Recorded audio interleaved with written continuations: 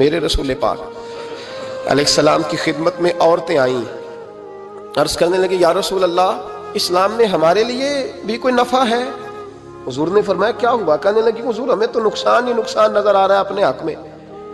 حضور بتلائیں اگر آپ کے دین میں کوئی خیر ہے تو ہم کلمہ پڑھیں فٹافٹ، باقی تو دنیا میں ہمیں اپنا نقصان ہی دکھائی دیتا ہے۔ یہ بھی امام طبرانی نے لکھا ہے، محبوب علیہ السلام نے فرمایا تم پہلے اپنی بات کرو، پوچھنا کیا چاہتی ہو؟ کہنے لگے یا رسول اللہ، ایک تو ہم نے سنا ہے اسلام میں بھی ایک معاملہ یہ ہے کہ جن دنوں عورت ناپاک ہوتی ہے وہ نماز نہیں پڑھ سکتی، وہ روزہ نہیں رکھ سکتی۔ حضور یہ دینی نقصان ہوا، اور دو عورتوں کی گواہی ایک مرد کے برابر ہے۔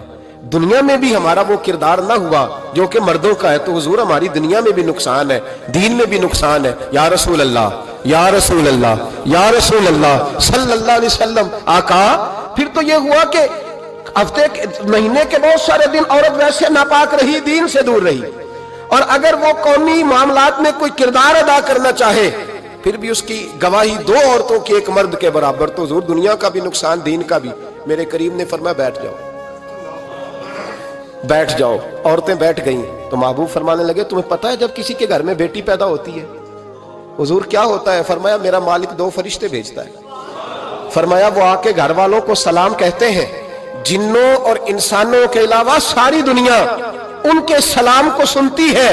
فرمایا پھر وہ فرشتے اپنے پروں سے اس بیٹی کو ڈھانپ لیتے ہیں اور پھر اس کے سر پر پر پھیرتے ہیں، اور فرمایا پھر وہ ان کے باپ کو کہتے ہیں ان کی صحیح طرح پرورش کرنا، پھر ان کے ذمہ داروں کو کہتے ہیں، ان کے خاندان کے بڑوں کو کہتے ہیں صحیح طرح پالنا۔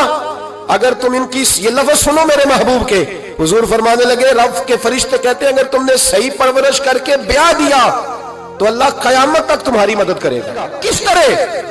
اللہ تمہارے رزق میں بھی تمہاری مدد کرے گا، اللہ دنیا کی مشکلات میں بھی تمہاری مدد کرے گا، اور جب مرنے لگو گے، یہ شارحین نے قیامت تک کا ترجمہ کیا۔